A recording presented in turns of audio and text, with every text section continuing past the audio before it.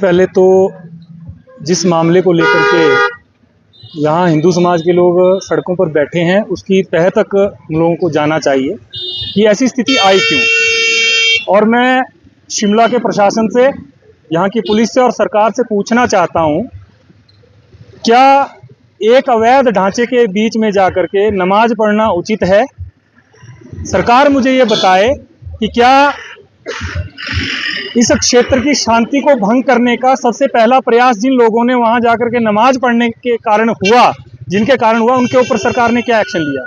हिंदू समाज के लोगों के ऊपर हिंदू समाज ने आज असुरक्षा की भावना के कारण आज जिस प्रकार की घटना दिल्ली में हुई है और ये लोग कहीं भी जाकर के अल्लाह अकबर करके फट जाते हैं, तो यहाँ शिमला के संजौली के लोगों में ये डर है कि कहीं बाहर से आया हुआ कोई व्यक्ति यहाँ भी अल्लाह अकबर करके फट जाएगा।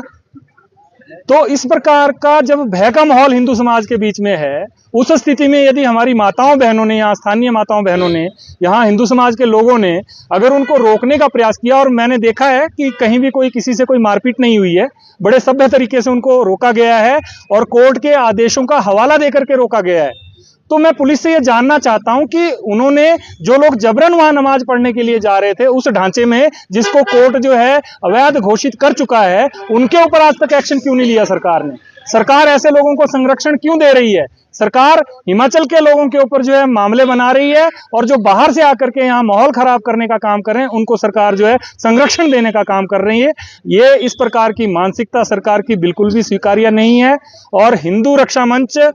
इस आंदोलन को अपना पूर्ण समर्थन देता है। और मैं सरकार को बड़े स्पष्ट शब्दों में कहना चाहता हूं, शिमला प्रशासन को बड़े स्पष्ट शब्दों में कहना चाहता हूं, ये ना सोचें कि यहाँ 4 लोग बैठे हैं। हिंदू रक्षा मंच को 4 से 4000 बनाना आता है और ये तय मानिए, मैं बड़े स्पष्ट शब्दों में कह रहा हूं, इस शुक्रवार को संजौली मस्जिद में नमाज नहीं होने दी जाएगी। हमारी पूरी तैयारी है, हिंदू समाज जो है पूरी ताकत के साथ यहाँ आएगा और सरकार ने यदि इस कोर्ट के नियम को अनदेखा करते हुए नमाज पढ़वाने का प्रयास किया तो उसके गंभीर परिणाम जो है शिमला में प्रशासन को और सरकार को भुगतने पड़ेंगे। और हम लोग कहीं भी इस आंदोलन से पीछे हटने का हमारा कोई प्रश्न नहीं उठता है, क्योंकि ये हमारे आने वाली पीढ़ियों के हक की लड़ाई है। और एक अवैध ढांचा जिसमें अवैध गतिविधियां होती थी, जहां से हमारी माताओं बहनों का आना जाना दूभर था, आज वहां के जो स्थानीय लोग हैं उनको कितनी परेशानी होती है, सरकार का ध्यान उस चीज के ऊपर नहीं है। लेकिन बाहर से आए हुए लोगों को यहाँ आकर के जो आश्रय प्रश्रय ले रहे हैं और इस प्रकार की गतिविधियों में संलिप्त हैं, उनको जो है सरकार बचाने का काम कर रही है। तो इस प्रकार की मानसिकता लेकर के जो सरकार में अधिकारी बैठे हैं और नेता बैठे हैं, मैं उन